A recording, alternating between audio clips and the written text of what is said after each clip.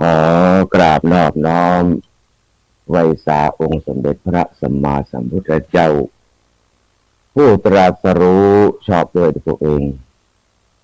ชอบได้โดยพระองค์เองขอกราบนอบน้อม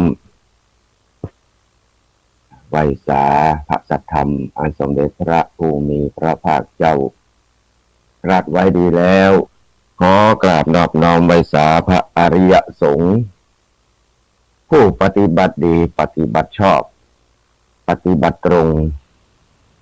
ตามคำสั่งสอนขององค์สมเด็จพระสัมมาสัมพุทธเจ้าขอยกมือ10 นิ้วกราบแก้ไต่ไหว้สาพ่อแม่ครูบาอาจารย์พระมหาเถระเถรานุเถระเจ้าคณะพระสังฆาธิการพระภิกษุสงฆ์องค์สามเณรจุตนจุปงเจริญพรบรรดาคณะศรัทธาผู้ฟังผู้ใคร่ในศีลผู้ใคร่ในธรรมผู้ใคร่ในการรับฟังธรรมะผู้ใคร่ในบุญกุศลทุกคนทุกท่านผู้ฟังว่าเป็นไผก็ดีเป็นครูบาอาจารย์เป็นพระเจ้าพระสงฆ์ก็มีเป็นคนเฒ่าคนแก่ส่วนใหญ่คนหนุ่มนี่ช่วงนี้ประมาณตี 3 ตี 4นี่กำลังรับม่วน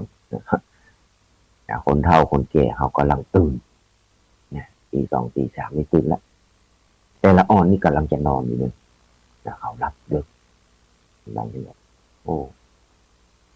ช่วงเจ้าเนี่ยตี 3 ตี 4นี่แต่ก็มีคนฟังนักอยู่มากมายเหมือนกันที่ฟังครูบาอาจารย์ในช่วงมะเจ้านี่ในช่วงปากิณกะสัพเพเหระในวันนี้ตรงกับวันที่9 กรกฎาคมพุทธศักราช 2567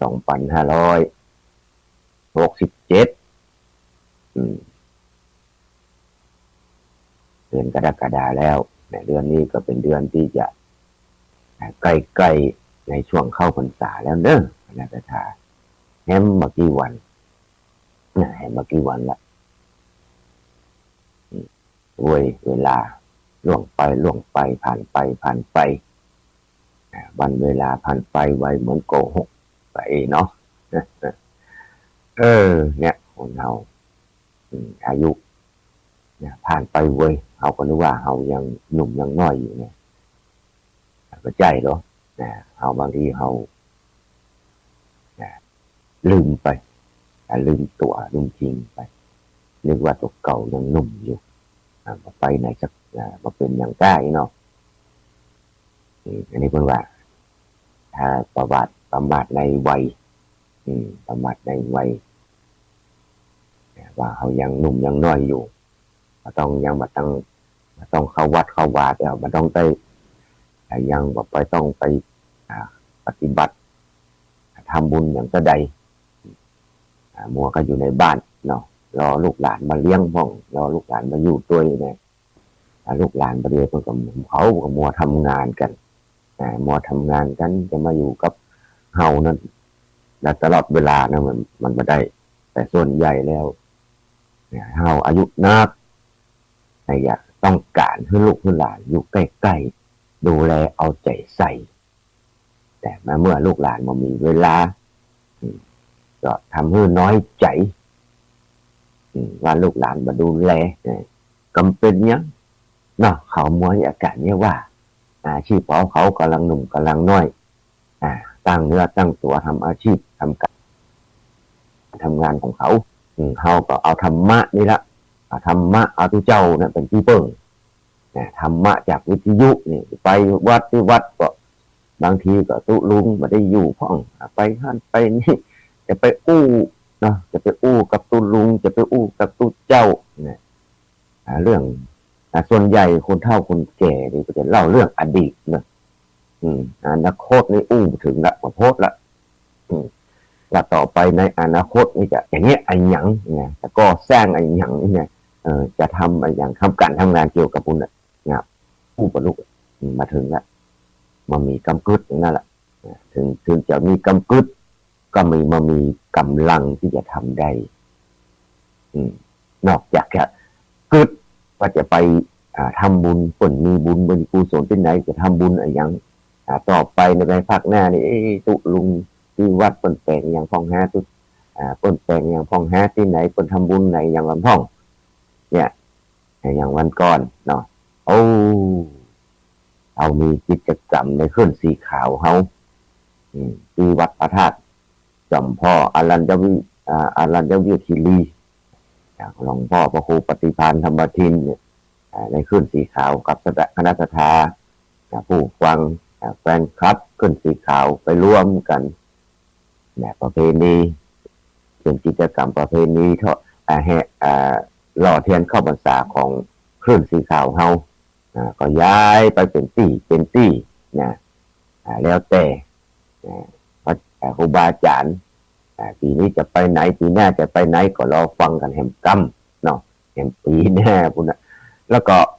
เทศแล้วเขาก็จะไปถวายแหมกำเนาะที่นัดกันไว้นี่นะเอาละก่อนอื่นก็ขอขอบคุณสถานีวิทยุทุกสถานีที่ลิงรายการธรรมะในช่วงเจ้านี้สัพเพเหระปกินตกะคาถามาอู้มาเอ่ยแล้วแต่ช่วงนี้ก็เอานำประวัติของสิทธิมหาสาวกมาอู้มาเล่าคือเป็นคติเตือนใจเป็นความรู้ของครูบาอาจารย์สมัยก่อนพระอรหันต์ที่เป็นพระสาวกขององค์สมเด็จพระสัมมาสัมพุทธเจ้าเนี่ยเปิ้นทำบุญมาอย่างมาเปิ้นถึงมีบุญได้มาพบมาปะได้เจอพระพุทธเจ้าได้เจอพระพุทธเจ้าแล้วเฮาตอนนั้นเฮาเป็นไหนเฮาจะต้องเอามาคิดพิจารณาว่าแต่ก็ยังดีอยู่จะได้เจอธรรมะได้เจอพุทธศาสนาอยู่อันนี้ถือว่าเป็นโชคดีที่โสมนุษย์ปฏิลาโภนี่การได้มาพบมาเจอมาเป็นมนุษย์พบพระพุทธศาสนานี่ก็ถือว่ายังโชคดีอยู่ได้ฟังธรรมะของพระพุทธเจ้าอยู่แต่ว่าที่ในสมัยพุทธกาลขณะบางคนบางเดรัจฉีบางคนไม่ใช่ว่ามาเจอพระพุทธเจ้าแล้วจะได้หูหันธรรมเหมือนกันหมดก็ไม่ใช่คนอินเดียสมัยก่อนไม่ใช่ว่าจะนับถือพระพุทธศาสนาจะเป็นพระอริยเจ้าทั้งหมดก็ไม่ใช่เนาะเขาได้เจอจริงได้เจอพระพุทธเจ้าจริงแต่ว่าพอมามีเราเอาเป็นว่าเป็นคนเขาว่าอย่างเป็นวิบัติเขาปฏิวิบัติเกิดในตระกูลที่มันนี่พ่องตระกูลวิบัติพ่องตระกูลที่เป็นมิจฉาทิฏฐิพ่องอย่างเนี้ย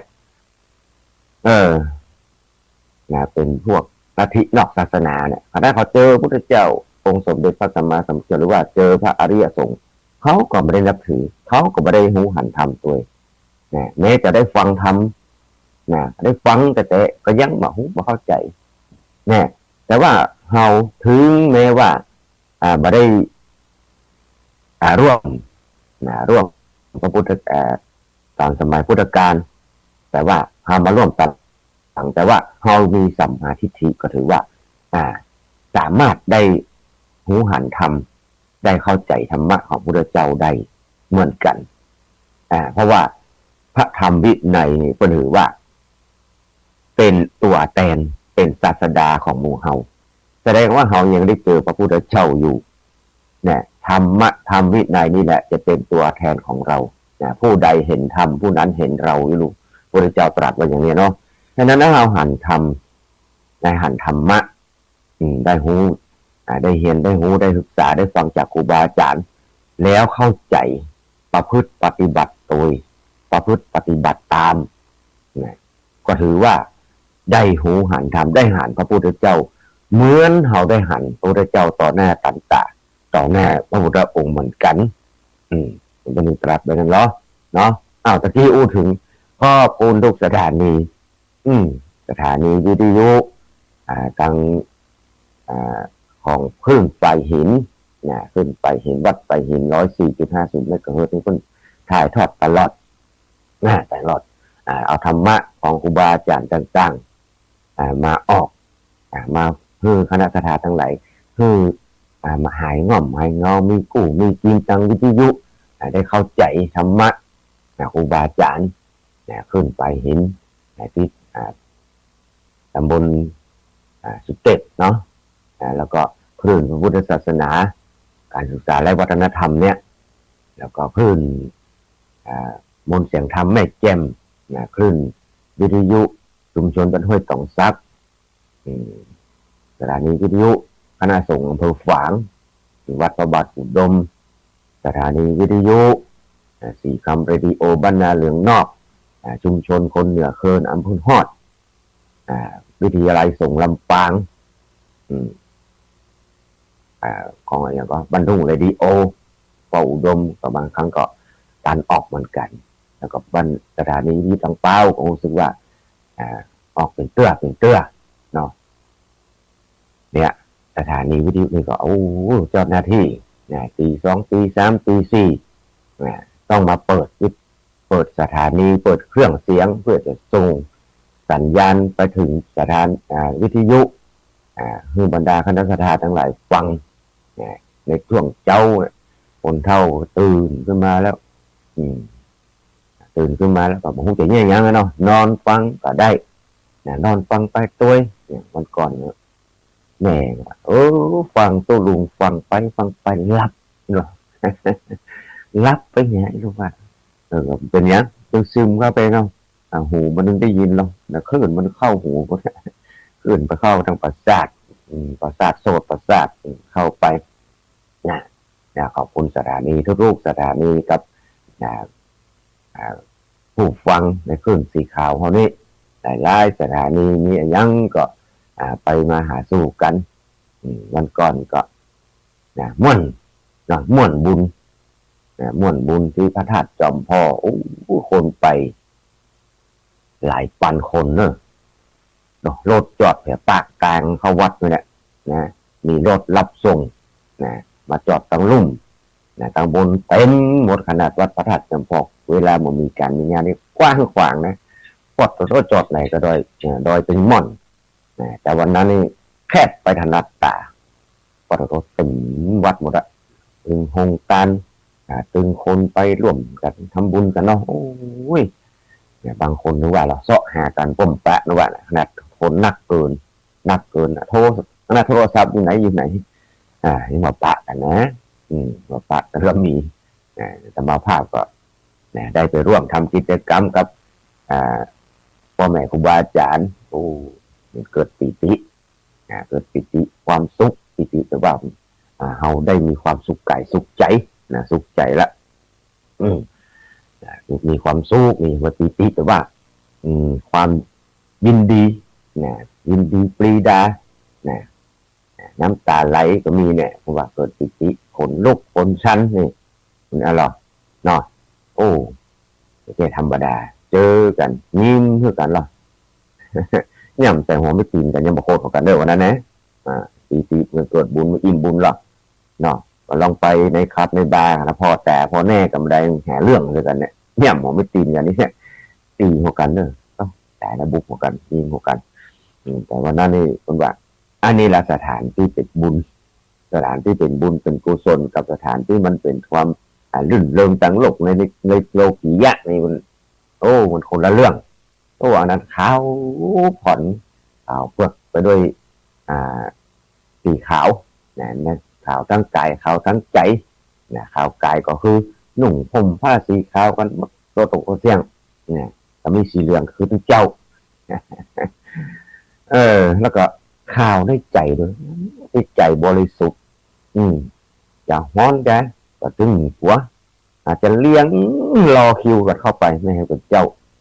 โคนปันสองปันคนเนาะตักคนก๊อกขยับไปทีละคืบก็คืบอ่ะตุเจ้าประสงค์ก็สวดมนต์กันเปลี่ยนกันขึ้นเด้อนะในยกสุดท้ายนี่ก็หลวงพ่อพระครูสุมเมธธรรมาภาคอาจารย์ครูพระครูหลวงพ่อเสาแก้วมาเสาแก้วกับหลวงพ่อสังวรศรีกัปพิรักษ์ขึ้นเป็นต้นนำสวดอิติปิโสสวดธรรมจักรกับปวัตนสูตรนะโคตรคือคนคือตอนแรกเขาว่าเขาสวดทำน้อยเดียวด้วยหลังจากสวดธรรมจักรเลยอิติปิโสทำมาเกิน9 จบอ่ะเนาะจะหมดแล้วเฮ้ยหรอแถวจะหมดละสัก10 นาทีมาเป็นว่าสุดท้ายผู้อำนวยการท่านพระครูอาจารย์พระครูอภิวัฒนกุลคือไปได้10 นาทีเนอะใต้ตาอันจบเลยเนี่ยได้เวลาแล้วปอดต่อกันนะเขาเฮกันไหมคนที่จะรอสมรุนนะเป็นว่าประจบสักเตื้อประจบสักเตื้อกับสวดกันไปติ๊กสวดกันไปติ๊กเงาประตูต้องคอแหกประตูเสียนะแต่ก็ม่วนเนาะม่วนบุญนะเอาเต็มที่สวดเอาเต็มที่เต็มใจบรรดาคณะศรัทธาเอาคนสวดได้ไปลูกเนาะอิติปิโสช่องเดียวนี่ก็สวดได้สบายมากธรรมจักรกับปวัตนสูตรนี่ว่าตัวบางคนบางท่านว่าตัวเวลาสวดไปตัวมาพิษเนอะเวลาพระเจ้าพระสงฆ์ไปเจริญพุทธมนต์นะที่บ้านเนี่ยเขาจะสวดตัวก็บอกพิษเนอะแต่ว่าจะไปสวดดังเลยทุกเจ้าเนอะไปสวดดังเลยทุกเจ้าที่บ่ได้อันนั้นเดี๋ยวเขาว่าเดี๋ยวเขาต้องนิมนต์ทุกเจ้าเนาะเอาสวดคนเดียวก็ดีกว่านะแต่เป็นสิริมงคลเหมือนกันเป็นสิริมงคลทุกเจ้าพระสงฆ์เป็นสวดโยกก่อห้องถึงวันเจ้าเย็นเนี่ยแล้วก็แล้วหมู่เฮาก็สวดไปตัวคอไปตัวเวลาที่มนต์ทุกเจ้าไปเจริญพุทธมนต์ท่านมนต์นี่ปัจจุบันนั่งฟังอย่างเดียวนะถ้าเราสวดตัวก็เป็นพุทธานุสติเลยเป็นอนุสติอย่างนึงแปลว่าเขาลำลึกมีจิตนึกเฉพาะหน้าในสิ่งใดสิ่งหนึ่งเป็นการทำสมาธิเหมือนกันเป็นการภาวนาเหมือนกันว่าไปตัวก็ลองกันลองใจลอยหรอกลองใจลอยมานึกถึงบทสวดมนต์ล่ะพิจารณานะไปเลย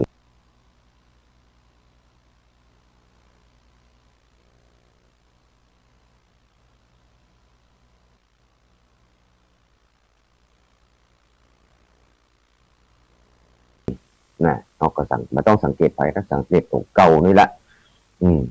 เวลากำลังเจริญพุทธมนต์สวดมนต์ไปเนี่ยเรากึดไปหน่อยเนี่ยไปกึดเรื่องอื่นเนี่ยไปไหนถึงไหนถึงเบาแล้วถึงไหนแล้วเนี่ยธรรมคุณสังฆคุณอันนี้ก็เป็นอนุสติในอนุสติ10เหมือนกันแล้วก็นึกถึงธรรมะ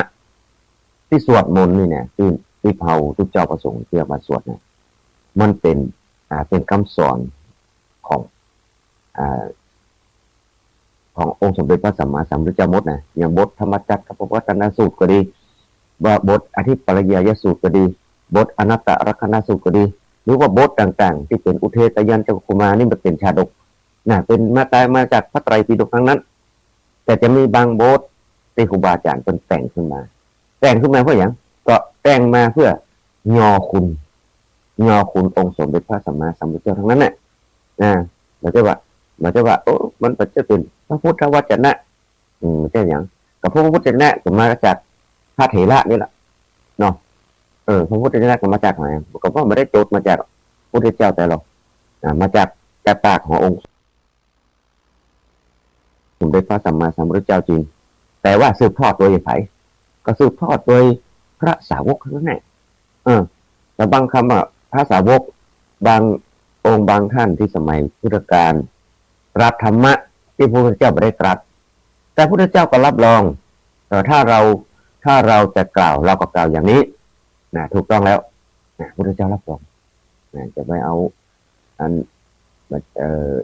นี้มาแจ้งคำพระไตรละมาแจ้งคำพระพุทธเจ้าอย่างอาตมาภาพยกตัวอย่างเรื่องนั้นของนั้นพระอาทิชิ เนาะเยธรรมาเหตุปปภวาเนี่ยเตสังเหตุงตถาคโตเตสัญจะโลโทนิโรโทจะเอวังบาติมหาสมโนอันนี้เป็นคำของพระอาจารย์จิเป็นพระเถระเหมือนกันเนี่ยมีพระพุทธเจ้าเนี่ยมีปกติเนี่ยกล่าวอย่างเนี้ย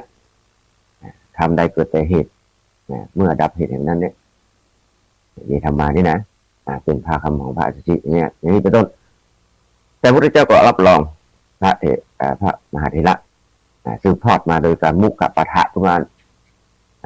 สืบในการทำสักยานาที่พระมหากัสสปะเถระ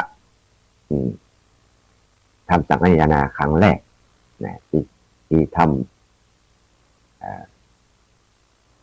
ที่เมืองราชคฤห์เนาะทำสถาปนาคูหาเนี่ย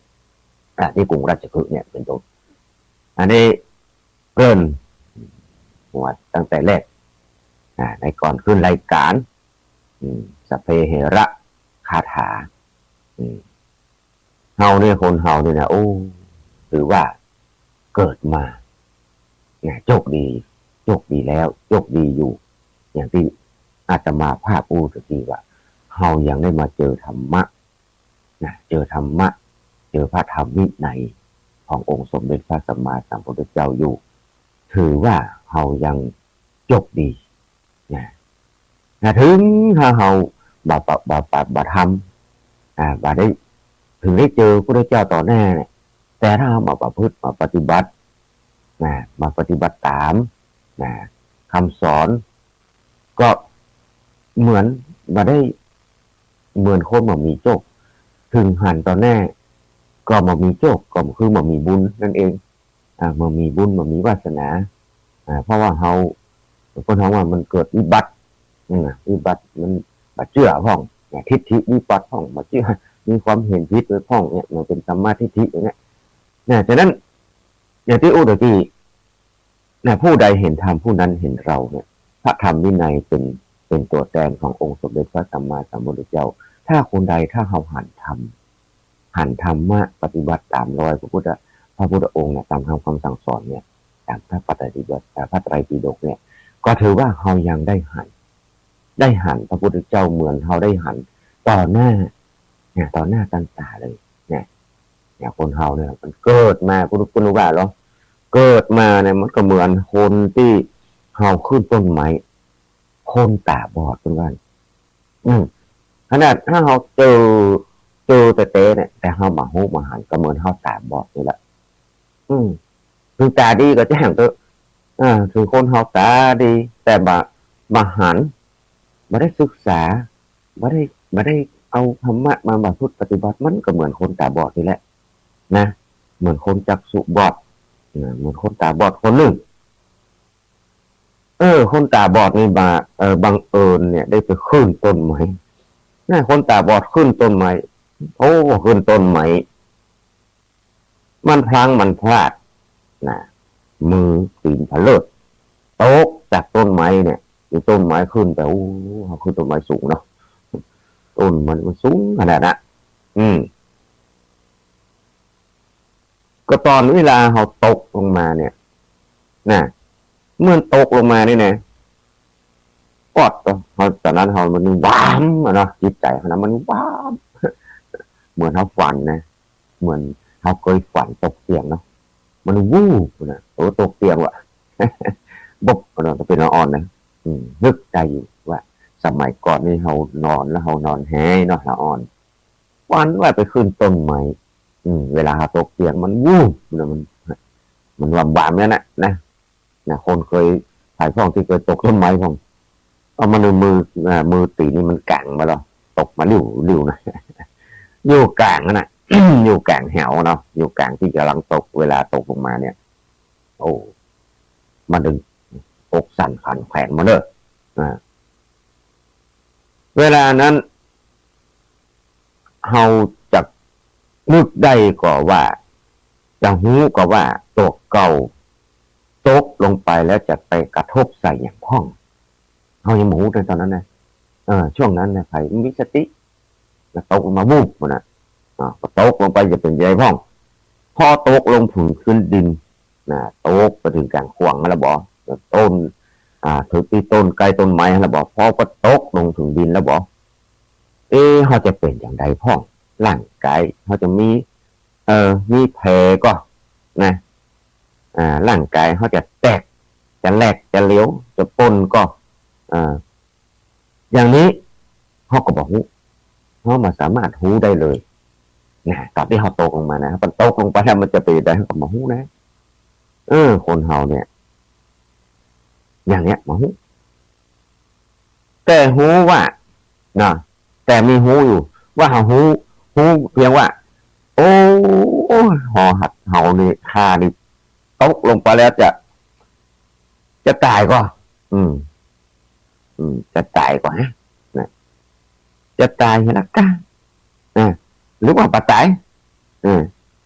แล้วมันจะมีไผ่มาช่วยเขาได้ก่อนเนี่ยจะแก้ไขให้มันได้ก่อนจะเปียไม้กิ่งไม้อย่างได้ก่อนนี่ฮะเนาะจะเปียกิ่งไม้มันชะลอเหมือนมันตกมันตายได้ก่อนมีใครจะช่วยได้ก่อนฮะอันนี้เป็นว่าอุปมาฉันใดคนเฮาทั้งหลายนี่ก็เหมือนกันว่าตอนเกิดมานี่นะก้นก็ว่าเหมือนเขาตกต้นไม้ก็เวลาเขาเกิดมาแล้วนะพอเขาเกิดขึ้นมาเนี่ยเกิดเป็นคนมาเนี่ยก็เหมือนเขาตกต้นไม้นั่นไงวะอุปมาอย่างนั้นชื่อว่าตกพัดตกละนะเพราะว่ามันเกิดมาแล้วหรอพัดตกลงมาละก็วันคืนเดือนปีล่วงไปนะวันเวลาที่ล่วงไปนี่ก็ได้ชื่อว่าเฮากำลังตกนิ่วที่ลงระหว่างกลางที่เฮาอยู่บนต้นไม้แล้วเขาตกลงมานั้นนะวันเวลาก็ผ่านไปเขาก็ตกลงมานะแล้วก็พอตกในช่วงที่ตกลงมามันก็จะแสดงว่าพอจะถึงพื้นดินก็เหมือนว่าเขาใกล้ความแตกความไตเข้ามาใกล้ติดเข้าไปทุกทีแล้วนะเข้ามาทุกทีแล้วแต่ที่จะหูว่าจับถึงปืนแล้วก็จะแตกตายลงไปเมื่อใดนั้นย่อมมามีวันหูได้เลยว่าจะตกไปในเวลาไหนหรือว่าจะตายข้างต่างตอนที่เราตกลงมานี่มันวูบไปก่อนมันตกใจแล้วจะมีอะไรอย่างกรรมซึ่งจะมีอะไรอย่างกรรมเขาว่าได้พ่องมันมีตายลูกเดียวเพราะว่าเกิดมาแล้วก็เหมือนเขาตกต้นไม้เนี่ยนั่นแหละแล้วในช่วงที่เขาตกเนี่ยคนว่ามันสั้นขนาดไหนเวลาตกต้นไม้เนี่ยวัดเดียวนั่นแหละชั่ววินาทีเดียวถึงแล้วดังนั้นเรื่องนี้ฉันใดมันแมบเดียวนั่นแหละช่วงขณะคิดแป๊บเดียวตกถึงพื้นดินเลยอันนี้ก็เหมือนกันคือว่าชีวิตของเรานี่มันสั้นขนาดนั้นแต่คนเรารู้ว่าเหมือนมันยาวเหมือนว่ามันเมินเหมือนว่ามันเมินขนาดแต่ความจริงมันแวบเดียวนั่นน่ะลูกฟ้าแมบน่ะตกถึงดินละตกต้นไม้ว้าวเนี่ยนี่มาตันเนี่ยตกถึงดินละตายละแตกสลายไปละแวบเดียวชีวิตเราฉะนั้นเรียบเสมือนอย่างนี้ชีวิตเราเนี่ยเกิดว่าเฮาหูเพียงว่า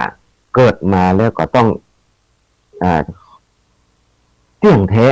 ความเที่ยงแท้คืออย่างความตายไม่ใช่ความไม่ใช่เรื่องเที่ยงเป็นไงก็อันนี้จังนะมันจะอะไรอันนี้ของเรามันอันนี้แน่นอนตายเที่ยงแท้แน่นอนต้องตายนี่ไงเนาะอันนี้อ้วแน่นอนต้องไปสู่นั่นแหละจะต้องตายคนเราทุกคนต้องตายแล้วเวลาที่เขาจะช่วงที่เขาดำเนินชีวิตเนี่ยเขาจะทำอะไรอย่างให้เกิดประโยชน์นะจะให้เกิดประโยชน์อะไรอย่างที่จะเลวแลหาคนหาสิ่งที่ ช่วยแก้ไขนะได้พ้องแต่ว่าที่มันจะพ้นจากความตายนี่มันมาได้แบบนี้ฉะนั้นเราลองคิดพิจารณาในช่วงฟ้าแมบในช่วงที่เขาจะตกใช้ต้นไม้เนี่ยเขาจะมีอย่างที่กำที่เปิ่งเขาได้พ้องมาตกมาว้าวมาดึงว้าวเนาะเขาจะเปียอย่างที่มันต้นไม้อย่างที่มันจะพยุงพยุงเขาไปได้หรือว่าจะติดตัวเขาไปในภายภาคหน้าได้อย่างนี้เป็นต้นอันนี้เปรียบเทียบนะเปรียบเทียบเหมือนอันน่ะเนาะคนเฮาเนี่ยไปเหมือนกันทุกคนมาว่าไผมาว่าเศรษฐีสะข้วยขอทานก็ดีเจ้าฟ้ามหากษัตริย์ถ้าตราบใดที่ยังบรรลุอริยมรรคอริยผลจนถึงนิพพานเนี่ยเฮาก็ยังมาพ้นสักคนแต่ยังต้องเที่ยวในวัฏสงสารวนเวียนไปอย่างนี้ไปจนตลอดสร้างสมบารมีกันไปบอกว่าจะทำอะไรอย่างเงี้ยแล้วแต่กำลังของแต่ละคนกำลังกายตัวกำลังสติปัญญาตัวเนอะไม่ใช่ว่ามีแค่กำลังกายกำลังใจสติปัญญาที่จะทำมันมีก็บอกรู้ว่าจะทำวิธีใดต้องรู้วิธีการโดยการมีสุตตะนักศึกษาเราเรียนจากครูบาอาจารย์ฟังครูบาอาจารย์คนสอนฟังคนสอนแล้วก็นำไปประพฤติปฏิบัติทานศีลภาวนาถึงบักขาดหมู่เฮาทั้งหลายเนี่ยที่ไหนก็เจอกันที่ไหนก็ทำบุญมีน้อยทำน้อยมีนักทำนักมามีก็ใจกำลังกายกำลังใจช่วยแหงบางคนก็ต้องช่วยถึงกำลังบางคนก็ช่วยถึงทรัพย์กำลังทรัพย์กำลังกายตัวช่วยถึงกำลังใจก็มีได้หมดบุญกิริยาวัตถุการทำบุญนี่ก็มีตั้งหลายอย่างศีลก็มีตั้งศีล5ศีล8นี่หรอภาวนาก็โตอันนี้ซ้ำของไผ่ของมันคนนั้นทำคนใดทำคนนั้นได้คนใดทำกับคนนั้นได้ทำแทนกันบ่ได้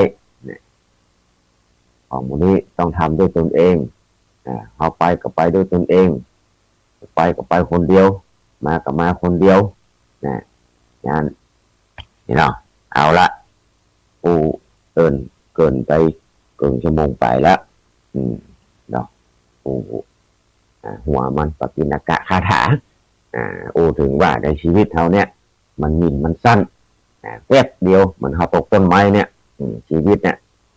เปรียบเหมือนนั้นน่ะอยู่บนปลายไม้นี่ขึ้นต้นไม้ไปแล้วบอดตาก็บอดเนาะมหันสักอย่าง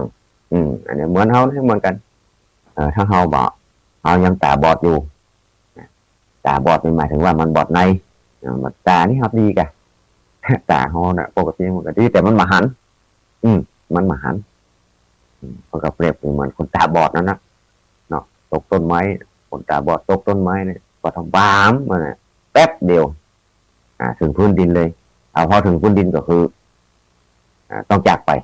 เกิดมาก็เหมือนเขาอยู่ปลายไม้เนี่ยตกลงมากำลังตกมาวันเวลาวันคืนล่วงไปเนี่ยแป๊บเดียวปลายแมบเดียวไปแล้วต้องไปเกิดใหม่ในวัฏสงสารยังเกิดเป็นยังกับหมู่แล้วแต่บุญกรรมของใครของมันที่สร้างทำไว้อาจจะกรรมะเนาะใครก็ตามกรรมะโยนิกรรมะพันธุกรรมะปฏิจารโนจะดีจะชั่วก็ตามเขาต้องรับกรรมนั้นงั้นก็คิดพิจารณาเอาต่อไปถึงเรื่องอสิกิมาสาวกต่อแล้วกันเดี๋ยวกันเลยอยู่ไหนเดี๋ยวกันน้ำแป๊บนึงบางครั้งส่งกาแฟเนาะส่งกาแฟเพื่อตื่นเช้ามากินกาแฟเห็นหน่อยมันตามันเป่งกินกาแฟแล้วบางทีเมาสิแท้เอาหลายชั่วโมงเนาะชั่วโมงออกเวลาตั้งแต่ตี 3ไปถึงตี 5นี่นะก็เติมไปกินสักคำกำลังจะกินพอจะมาฉันมากินดีกว่ากำลังจะมาฉันนั้นกาแฟเป็นวันหมดเต็มเลยมาได้ฉันสักคำฉันน้ำอุ่นฟ่องขอสมาเลยดื่มน้ำออกอากาศ ลงดื่มน้ำออกอากาศเลยน่าจะได้หูเนาะอู้ไปขอแห้งหรอเอาละจะอู้ถึงพระสาวกองค์ที่18แล้วเนี่ยปฐมเดนี่อู้อาสีตินี่80นะ80 ตนแล้วก็อาสีติของไฟเมื่อยิงเห็น80 ตนไม่ได้จบหมดเนาะเอก็ได้จะเปลี่ยนแปลงที่ว่าเนาะเอาเอาพระสาวกไฟเป็นที่เป็นมันยิงของแต่ถ้าจะดีภิกษุณีเนี่ยน้องภิกษุณีเนาะพุทธบริษัทเนี่ยมันมีภิกษุณีอุบาสกอุบาสิกาสี่อย่างภิกษุณีก็เป็นมันยิงกับประเทศว่ามาสามารถจะเป็นพระอรหันต์ได้เป็นสามารถเป็นได้ในสมัยพุทธกาลบวชก็ยากเหมือนกันเด้อนะภิกษุณีองค์แรกนี่ใครจำฝังหูห้องนี่องค์แรกของพระเจ้าเป็นพระปัญญาโพธัญญะเนาะส่วนฝ่ายภิกษุณีก็คือพระนางประชาบดีโคตมีที่เป็นพระเป็นแม่น้าเป็นแม่น้าแม่นมแม่น้าขององค์สมเด็จของเจ้าชายสิทธัตถะเป็นแม่น้าของพระเจ้านี่เองแหละไปขอนี่เรื่องขอบทนี่เพราะว่าคนว่ามันยิงเขาก็เป็นถือว่าเป็นเหตุอาภัพหน่อยนึงเนาะอาภัพกว่าเข้าใจหน่อยนึงประมาณนั้นเนี่ยอย่างก็เป็นช้างเท้าหลังเนี่ยต้องตามพระเจ้าแล้วก็ข้อประพฤติปฏิบัติก็ยากเพราะเพื่อเป็นมันยิงเนี่ยทำยากทำได้ยากปฏิบัติได้ยากกว่าต้องมีความอดทนมีความเพียรมากกว่าผู้ชายว่าใจถึงจะถึงได้นะฉะนั้นก็สมัยพระเจ้านี่ขอบทแล้วบทแหมนะกว่าจะได้มีภิกษุณีแต่ปัจจุบันนี้ก็ภิกษุณีได้สูญไปประเด็นนี้ก็พุ่นเวลาทุกเจ้ามันยิงบ้านเขาก็มีแล้วนะเดี๋ยวนั้นจึงมีภิกษุณีแต่ว่ากฎหมายถึงเรื่องกฎหมายในประเทศไทยยังไม่ยอมรับว่าเป็นภิกษุณีเป็นภิกษุ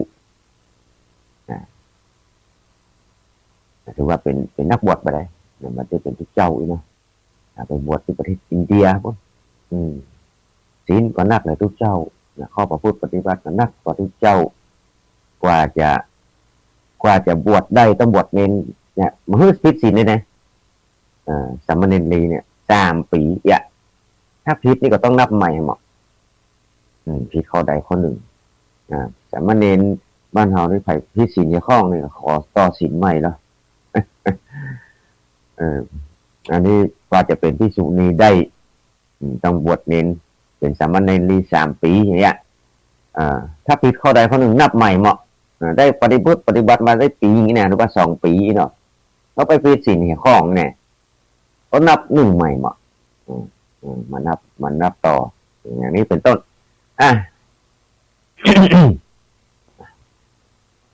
อันนี้พูดยังไงเนี่ยภิกษุณีก็วันหลังก็แล้วกันนะอันนี้ถึงเรื่องอัครสาวกพระเจ้าคาโทเป็นสาวกที่มีคนว่าเป็นผู้เลิศเป็นผู้เลิศด้วย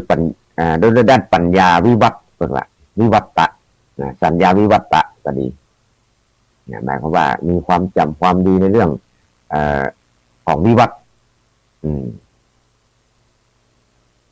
ในด้านฉลาดเนาะเพราะว่าวิวัตตะฉลาดในการเปลี่ยนแปลงอธิบายในการฉลาดในด้านฉลาดในการเปลี่ยนแปลงความจำเขาจะว่าไงฮะวิวัตน์เนี่ยเนาะคนว่าอ่านอัตถกถาพุทธานะคนว่าเขาว่าเอตถะคะแปลว่าผู้เลิศผู้ยอดเยี่ยมในด้านฉลาดในปัญญาวิวัตน์อัตถกถาอัตถเทระคถาว่าเนี่ยเป็นเอตถะคะด้านการเปลี่ยนแปลงทางสัญญาอีกแล้วว่านะสัญญานี่เป็นอะไรอย่างความจำเนาะเป็นความจำ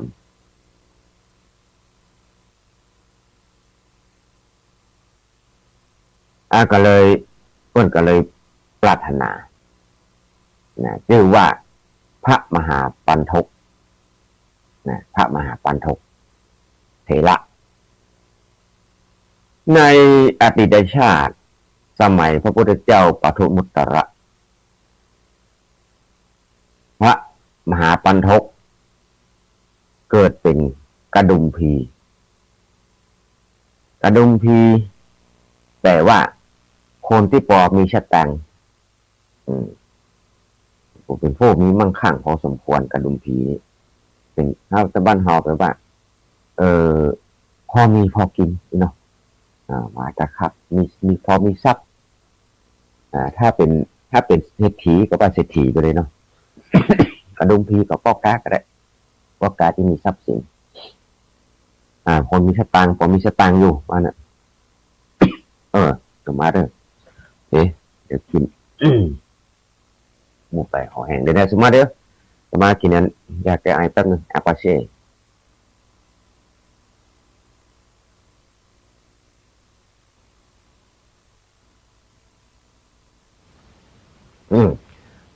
เอาอุปาของแห้งก็เป็นอันนี้เป็นยาที่เป็นอย่างก็มะขามป้อมที่เป็นมาสกัดมาจากมะขามป้อมทำเพื่อจิ้มคอตะกี้พูดนะพระมหาปันทกเป็นกระดุมพีมากด้วยทับสิงอยู่ในกรุงหังสวดีไม่ใช่หงสวดีนะหังสวดีมีน้องบ่าวน้องใจผู้หนึ่ง2 คนพี่น้องนี่ก็เป็นคนที่เริ่มใส่ในพระพุทธศาสนาในพระพุทธเจ้าปทุมุตตระก็เลยไปฟังธรรมบ่อยๆวันหนึ่งกระดุมพีผู้เป็นอ้ายเข้าเฝ้าฟังพระธรรมของพระศาสดาในวิหารก็ได้หันพระศาสดาทรงยกย่องภิกษุรูปหนึ่งว่าเป็นเอตทัคคะเป็นผู้เลิศเป็นผู้ยอดเยี่ยมในด้านฉลาดในปัญญาวิวัตรที่อุตเกียพอพระพุทธเจ้ายกย่องภิกษุรูปหนึ่งนั้นมหาปันทกผู้พี่ก็ปรารถนาเป็นภิกษุเอตทัคคะอย่างนั้นพ่องจึงกราบทูลนิมนต์พระพุทธเจ้าและภิกษุสงฆ์ทั้งหลายไปรับมหาสังฆทานที่บ้านตลอด7 วันในวันที่7มหาปันทกพระมหาปันทกที่เป็นอ้ายเกาที่2 คนพี่น้องนี่นะในวันที่7ก็เลยกราบทูลพระพุทธเจ้าว่าข้าแต่พระองค์พึงเป็นเช่นภิกษุผู้ฉลาดในปัญญาวิวัฒน์ในอนาคตก็เลยอธิษฐานนั้นปรารถนาจะเป็นผู้เจ้าภิกษุผู้ฉลาดในปัญญาวิวัฒน์ในอนาคตการพระพุทธเจ้าปทุมุตตระตรวจดูอนาคตแผ่ถ่ายไปยันตรวจอนาคตก็ทรงพบว่าความปรารถนาของมหาปันทกนั้นของกระดุมพีผู้พี่นี้หมายถึงพระมหาปันทกในชาตินี้เนาะหมายถึงกระดุมพีผู้พี่นี้จะสำเร็จได้โดยไม่มีอันตรายพอแล้วพยากรณ์ว่าก็เลยพยากรณ์ว่าทรงพยากรณ์ในอนาคตในที่สุดแห่งกัปนี้ในที่สุดแห่งแสนกัปนี้พระพุทธเจ้าทรงพระนามว่าโคตมะจักทรงอุบัติเกิดขึ้นพระองค์จักสถาปนากระดุมพีเธอเนี่ยไว้ในฐานะที่ปรารถนาสำเร็จได้ทรงอนุโมทนาแล้วก็เสด็จกลับไปกระดุมพีผู้พี่วันหนึ่งกระดุมพีผู้น้องบ่าวก็เข้าไปในวิหารเหมือนกันฟังธรรมและได้พบอ่านพระพุทธเจ้าได้หัน พุทธเจ้าได้ยินได้หันพระพุทธเจ้าทรงยกย่องภิกษุรูปหนึ่งว่าเป็นเอตระคะดังด้านโอเนรมิตกายมโนมัยและเป็นผู้ฉลาดในด้านเจโตวิวัตเจโตวิวัตอันนี้เป็นเรื่องเจโตเป็นผู้ฉลาดเป็นมโนเป็นมโนคล้ายๆแบบนี้เป็นมโนมันยิทธิเนาะอธิบายนะแล้วก็เป็นเนรมิตกายอย่างก็ได้เนรมิตกายเนรมิตใจได้เป็นผู้ฉลาดในเจโตเขาก็ปรารถนาเป็นอย่างภิกษุนั้นพ่องจึงกราบทูลนิมนต์ว่านิมนต์องค์สมเด็จพระสัมมาสัมพุทธเจ้ามารับสังฆทานรับมหาสังฆทานที่บ้านพร้อมด้วยภิกษุสงฆ์เมื่อเสร็จแล้วกราบทูลทรงความพระองค์พระเจ้าพุทธมุตระทรงทราบความปรารถนาของตนอย่างนั้นอยากจะเป็นเอตระคะด้านเนรมิตกายมโนมัยเป็นผู้ฉลาดในเจโตวิมุตติอย่างนี้นิมนต์พระพุทธเจ้ากับภิกษุสงฆ์ทั้งหลายไปรับมหาสังฆทานเสร็จแล้วก็กราบทูลทรงทราบความปรารถนานั้นพระพุทธเจ้าปรมุตระก็ทรงพยากรณ์ว่าเธอจักสำเร็จในพระพุทธศาสนาของพระพุทธเจ้าโคตมะเหมือนกันเหมือนกันน้องชายที่ปรารถนาตามผู้เป็นอ้ายเนี่ยกระดมพีผู้พี่ปัจจุบันนี้ก็เป็นพระมหาบรรทกเถระส่วนผู้น้องก็คือจุลบรรทกที่จะอู้กันต่อไปเรื่องไอ้อย่างเนี่ยเสียงไอ้อย่างก็แก้ไขมาเข้ามาดิ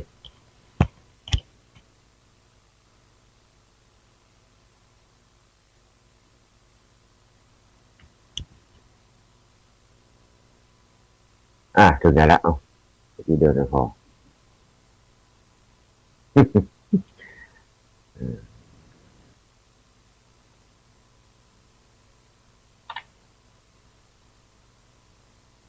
เมื่อองค์สมเด็จพระพุทธเจ้าปรินิพพานแล้ว2 คนพี่น้องกระดมพี2 คนพี่น้องนี่ก็ได้ทำการบูชาพระเจดีย์แล้วก็ได้ร่วมบรรจุพระบรมสารีริกธาตุด้วยทองเมื่อเขาทั้งสองได้ตายไปก็ได้ไปเกิดในเมืองสวรรค์พุ่นอันเนี้ยจนถึงชาติสุดท้ายอันนี้ประวัติต้นปอนักแสดงเป็นปรารถนาอย่างนั้นในชาติสุดท้ายล่วงไปแสนกับพระพุทธเจ้าโคตมะของหมู่เฮาทั้งหลายในปัจจุบันในพุทธกาลเนี่ยเมื่อทรงบรรลุสัมมาสัมพุทธญาณแล้วก็ทรงแสดงพระธรรมจักรกับปวัตนสูตรเนี่ยให้เจริญให้อันบวรเนี่ยให้เป็นไปแล้วก็ตอนที่ประทับอยู่ในเวรุวันวิหารที่กรุงราชคฤห์นั้นตามลำดับสมัยนั้นลูกสาวของท่านเศรษฐีคนหนึ่งเศรษฐีคนนี้ชื่อว่าธนเศรษฐีลูกสาวของท่านเศรษฐีของธนเศรษฐีในกรุงราชคฤห์ได้ลักลอบได้เสียกับทาสเขาตกเก่าได้ลักลอบได้เสียกับทาสของตกเก่าแล้วก็คิดว่าถ้าหากคนอื่นรู้การกระทำนี้ของตกเก่าเลยจะมีคนเล่าขวัญจดจันกันเนี่ยเขาจะอยู่ก็ได้นะอยู่ก็ได้เพราะว่าได้เสียกับทาสไปเอาทาสตกเก่านี่เนาะลูกสาวเศรษฐียิ่งบิดามารดาหูแล้วบิดามารดาของเฮาหูก็จะท ทำให้เอ่อจะทำให้อย่างต้องฆ่าเขาแน่ๆอย่างนี้เนาะต้องตีเขาจนแหลวแน่ๆละอืมเสียจิ้วเสียเสียงอย่างนี้เป็นต้นก็เลยต้องหนีไปอยู่ที่อื่นนะต้องหนีไปอยู่อื่นแล้วก็เลยเตรียมจัดเข้าของเอาทรัพย์เอาสินเอาอย่างเนี้ยของสำคัญทั้งหลายนี่นะก็ป้าผัวตัวเก่าที่เป็นทาสเนี่ยหนีออกจากเมืองไปหนีออกจากเมืองจะออกเมืองออกจากบ้านไปเนาะออกจากเมืองก็ไปตั้งประตูประตูใหญ่ในที่ใกล้ๆที่มันมีใครรู้จักนะแล้วก็ไปที่ไปอยู่ที่คนมีใครรู้จักว่าเด้อแล้วก็ไปอยู่ด้วยกันท่าน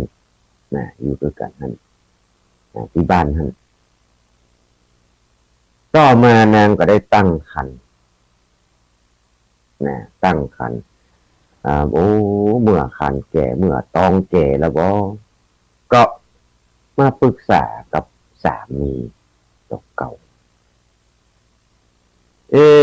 ปรึกษาสามีผัวตัวเก่าว่าธรรมดาในการเกิดการที่จะไปคลอดนะในที่มันมีญาติมันมีเผ่าพันธุ์ไก่พี่ไก่น้องไก่ญาติไก่พ่อไก่แม่เป็นความลำบากของผู้หญิงเนอะเป็นความลำบากของเฮาตัวเนอะเอามีญาติอยู่ใกล้บ้านไปเกิดนะครับประเพณีมันเป็นคล้ายๆเป็นประเพณีเนาะเมื่อจะใกล้คลอดก็ต้องไปคลอดที่พ่อก็อยู่กับพ่อกับแม่อย่างนี้เป็นต้นพระนางแม่ของมันองค์สมเด็จสัมมาสัมพุทธเจ้าที่จะคลอดเจ้าชายสิทธัตถะเหมือนกันเนาะจะค่อยใกล้คลอดแล้วก็อยากจะไปบ้านมาถึงสกรรมไปคลอดต่างๆอย่างเนี้ยอย่างนี้เป็นต้นอันน่าจะเป็นธรรมเนียมของอินเดียสมัยนั้นก็จะฟิกไปเกิดที่บ้านก็เลยเขาน่าจะไปเกิดไปคลอดที่เรือนที่พ่อแม่สกุลเขาเตอะบอกไว้เนาะ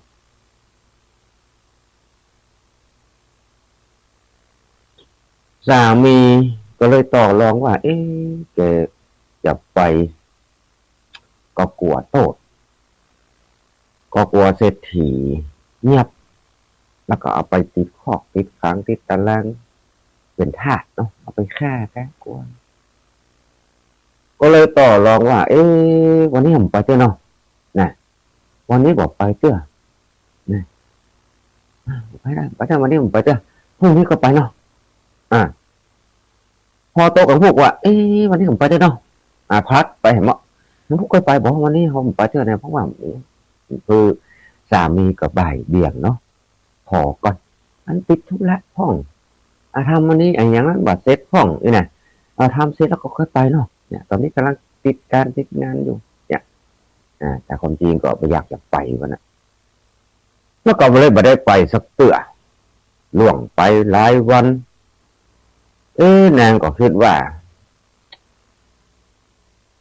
ผัวตัวก่อนมันคนนี้มันโง่เขาเง่าโง่เขาเนาะจะไปก็แล้วแต่เลยนะจะไปมันพาวัดตะคนนู่นตึมไปเตื้อนางก็อยากจะไปจะกลับบ้านจะกลับเรือนจะไปก็จังเขาจะไปแล้วนะว่านะ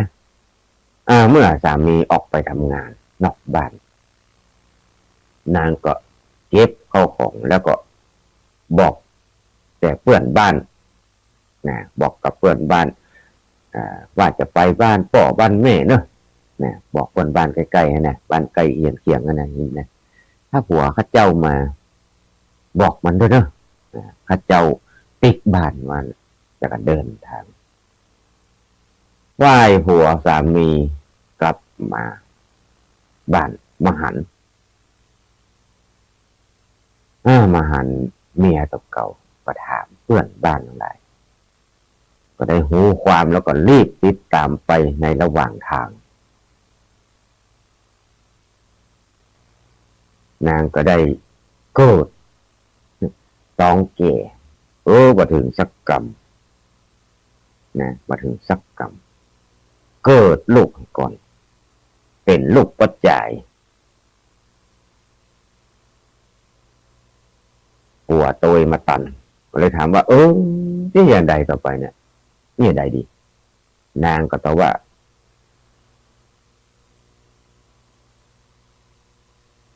ก็ข้าเจ้าน้องจะไปเกิดที่เฮือนป่อเฮือนแม่ว่านะจะปิกบ้านจะไปเกิดที่บ้านแต่ตอนนี้มันเกิดแล้วการนี้สำเร็จเรียบร้อยแล้วมันเกิดแล้วลูกนี่เหรอปิกก็การนี้สำเร็จแล้วเขาก็ปิกบ้านนะเตเขาก็ปิกไงปิกบ้านตัวเก่าปิกมาฉะนั้นก็เลยตั้งชื่อลูกคนเล็กชื่อว่าปันทกหรือว่าปันทกะก็ได้ปันทกะหรือว่าปันทกพ่อเกิดในหนกลางในระหว่างกลางต่างปันทกะน่าจะแปลว่ากลางทางเนาะระหว่างทางเนาะปันทกะปันทกนั่นนะต่อมานางได้จ้างการที่สองก็เหมือนเก่านะเหมือนเก่าเมื่อต้องแก่ขึ้นมาก็ต้องการกลับไปเกิดไปคลอดที่บ้านที่เฮือนบิดามารดาแฮมสามีก่อนทำเหมือนเดิมนะรอมาอยากจะไปหัวโตดอันนี้ก็มีเห็นมั้ยมีผัวไปเกิดบ้านเอาไปถึงกลางต่างก็เกิดลูกแฮมคนลูกคนนี้ก็เป็นปัจจัยเหมือนกันก็ชื่อว่าจุลปันทกนะเมื่อจุลปันทกจุลแปลว่าเล็กน้อยเนาะแต่นักคนชื่อเล็กนะชื่อน้อยปันทกะจุลเนี่ยแปลว่าเล็กเล็กน้อยปันทกะน้อยปันทกน้อยเนาะผู้พี่ก็เลยชื่อว่าคนโตคนอ้ายก็เลยว่าชื่อว่ามหาปันทกมหาปันทกะก็ได้จะว่าได้งานเป็นกรรมคือเป็นมหาปันทกะเนาะรวมก็เป็นมหาปันทกเมื่อละอ่อนทั้งสองเด็กชายทั้งสองเจริญเติบโตขึ้นไปตามลำดับเขาทั้งสองก็ไปเล่น กับไปเล่นกับละอ่อนในหมู่บ้านเนาะในวันเดียวกันนั่นแหละวันหนึ่งได้ยินเปื่อนหมู่ที่มันเล่นด้วยกันเนี่ยห้องคนนั้นว่าคุณห้องคนนี้ว่าคุณลุงห้องคนนี้ชื่อปู่ย่าตายาย เพื่อนที่มันเล่นโดยสองคนนี่นะห้องคนนั้นอันลุงอันนี้คุณป้าอันนี้คุณย่าคุณยายคนห้องละอ่อนทั้งสองจุลบันทกมหาบันทกและจุลบันทกแล้วมันก็เลยปิ๊กมาถามว่าแม่ละอ่อนเด็กคนอื่นเรียกปู่เรียกย่าพวกเขามีปู่มีย่ามีตามียายมีปู่มีลุงมีอาแล้วเฮาบ่มีห้องกะนะถามแม่ตัวเก่าแล้วเฮายังมีแม่เนี่ยนะเฮาอยู่ใบเนาะมีปู่มีย่ามีพ่อมีแม่แล้วเฮาบ่มีเนาะเฮาบ่มีห้องกะไว้เนี่ยแม่ก็เลยตอบว่าญาติของเฮาเนี่ยพี่น้องของเฮาญาติกาของเฮาเนี่ยในที่นี่บ่มีแต่ในเมืองที่ในกรุงราชคฤห์เนี่ยลูกเนี่ยหมู่เจ้าเนี่ยทั้งสองเนี่ยมีคุณตาชื่อว่าธนเศรษฐีมีญาตินักปะเลอะปะเตอเนี่ยเป็นเศรษฐีเยอะแยะมีญาตินักแต่อยู่กรุงราชคฤห์บอกลูกว่านะ แล้วก็เลยว่า เอ๊ะแล้วเฮาทำแล้วนี่อย่างหมู่เฮาทำไมหมู่เฮาบ่ไปกรุงราชคฤห์นะแม่แล้วเฮายังปิกยังไปบ้านปู่บ้านย่าล่ะแม่บ้านตาบ้านยายแล้วแม่เนาะตาของจื่อธนเศรษฐีเนาะนางก็นิ่งเนาะจะบอกลูกอย่างได้ดีว่าเพราะว่าสมัยนั้นเนี่ยเขาต้องเข้าใจว่าวันณะสี่ในสมัยพุทธกาลนี่โอ้เรื่องวันณะนี่เป็นว่าคือวันณะทั้งสี่นี่เป็นว่าเข่งครัดเนาะจะไปแต่งงานข้ามสายพันธุ์อธิบายได้ยังอธิบายแต่งงานข้ามวันณะมาได้ที่มีวันณะที่จะปอกันไปได้กษัตริย์ก็ต้องไปแต่งกับกษัตริย์พราหมณ์ก็ต้องแต่งกับพราหมณ์เนี่ยเนาะแพทย์ก็ต้องกับแพทย์กับพราหมณ์ก็ยังพอได้อยู่แต่สามวันณะแรกจะไปกับสูตรมาได้คือพวกหมู่สูตรคือหมู่ขับจ้างหมู่คนตกคนเนี่ยที่เนาะแล้วลูกเกิดมาจะเป็นจันทานอย่างนี้เป็นต้น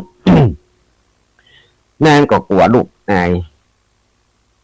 เนาะกลัวลูกอายแล้วเรื่องวันณะมันก็พอเห็นคัดว่าละก็ลูกบุตรชายทั้งสองถามบ่อยเข้านางก็เลยไปถามไปบอกกษัตริย์ผัวสามีว่าหมู่ละอ่อนหมู่เด็กๆนี่ลบเล้ากันขนาดกันเหลือเกินแต่หากว่าพ่อแม่ของเฮาหันหมู่เฮาแล้วจะกินเฮาได้ อาจจะกินเฮาได้เนี่ยเพราะมันน่าจะโคตรขนาดนั้นโอ้จะแต่งงานข้ามวันนะอย่างนี้เป็นต้นโอ้จะฟังโทรได้เนาะช่วงนี้มาฮับสายได้เนอะมาต้องโทรกันจะมาฮับเพื่อยังบางทีนี่ต้องจะเปิดสายมาลุนครึ่งชั่วโมงสุดท้ายอาจจะเปิดโอกาสให้4740นิโทรก่อนเปิดละกัน อันนี้น่าจะเป็นเม่นน้อยป่าจ้างเนาะก็เลยบอกว่าละอ่อนเนี่ยลบเล้าเหลือเกินแต่ถ้าเฮาไปเนี่ยก็ไม่เห็นฆ่าได้นะจะกินเขาได้เลยแต่เฮานี่ควรจะส่งจะไปส่งให้ลูกตัวเก่าเนี่ยชี้ทางชี้เฮือนว่าเรือนของเศรษฐีที่เป็นตายายของมหาบรรทกและจุมบรรทกเนี่ยหูว่าบ้านตากับยายอยู่ไหนเนาะจริงพอจะไปคนเดียวเลยหลุดจ้ะสาธุผมมันหลุด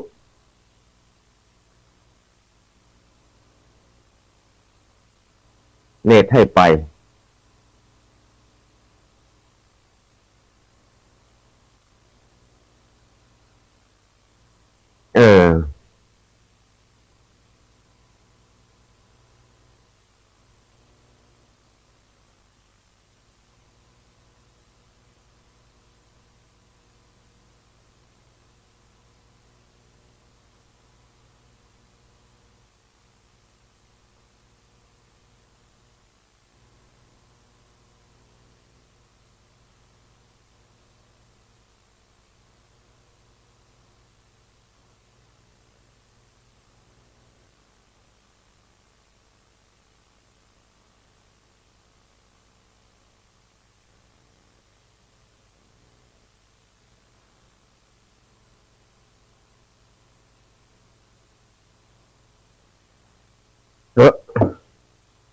เมื่อกี้ประเด็นนี้ยังดีกว่าเนี่ยประเด็นนี้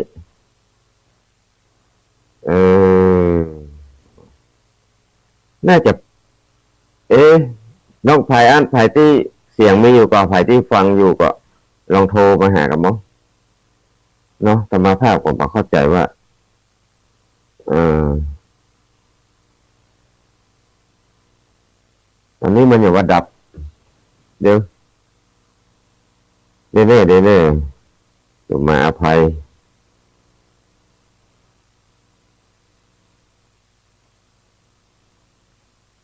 จะลองถามดูก่อน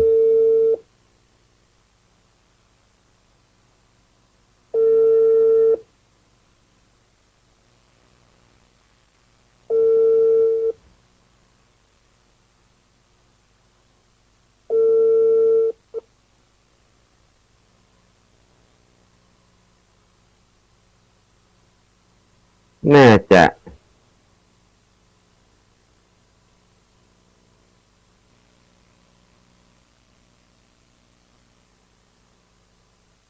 ฮัลโหล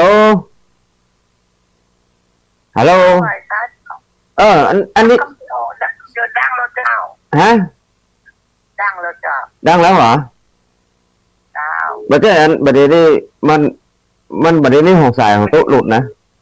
ถ้าจะเอาเทปที่เจ้ารู้อยู่แกเดี๋ยวรับผมใจแม่ก่อนเสียงออกก่อนดังค่ะเจริญอ้าวก็สายตู้ลุงมันหลุดไปแล้วมันยังว่าสายหินดังอยู่ค่ะมันเอาเหรอจ้าสายหินดังอยู่ค่ะเจริญค่ะอ๋อโอเคมันอย่างไรเนี่ยแต่มาภาพผมเข้าใจเนาะเพราะว่ามันอย่างเงียบตึ้งหรือว่าเสียงเขาดังมาตั้งแต่ตี 3แล้วค่ะอ๋อตอนนี้ก็ดังอยู่เนาะบ่ใจก็รู้ว่าอู้คนเดียวไปเนี่ยแล้วก็เพราะว่าไอ้จอมันมืดเนาะหน้าจอมันมืดแล้วก็เลยมาหูว่ามันติดอยู่ก่อนหรือติดบัดติดอีเนาะตอนนี้ติดอยู่เนาะค่ะฟังอยู่ค่ะโอเคนะอุตต่อค่ะนวัตกรรมค่ะเสียงสามสายทุกเสียงทุกสายได้สุมาก่อนขอสุมาก่อนเด้อขอสุมาไปอุปหน้าจอเขาดับหน้าจอดับพอเปิดปุ๊บไอ้อย่างเนี้ยอีเนาะติดอยู่ก่อบัดติดอยู่ก่ออีเนาะก็ถ้าติดอยู่ก็โอเคต่อได้ที่ถึงไหนละเอาอุไปก็นั่นเตอะว่าหน้าจอของมันดับไปแล้วก็มาเปิดพอมันก็เงียบไปนั่นเอา919อันนี้ใช้แม่อย่างก็เดี๋ยวก่อนเด้อช่วงนี้ก็เดี๋ยวขอช่วงสุดท้ายก่อนเนาะก็โทรก่อนเนาะช่วงนี้ได้ยินอยู่เดี๋ยวเราทำใจพุทธังองค์ใจมาบอกว่า919ฮัลโหลเจริญพรเจ้าตุลุงขึ้น